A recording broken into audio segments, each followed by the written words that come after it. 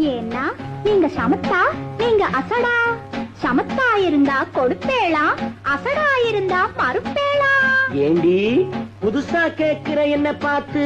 அடுத்தாத்து அம்பூரத்தை பார்த்தேளா, அவ ஆத்துக்காரர் கொஞ்சரத கேட்டேளா. ஏன்னா அடுத்தாத்து அம்பூரத்தை பார்த்தேளா, அவ ஆத்துக்காரர் கொஞ்சரத கேட்டேளா.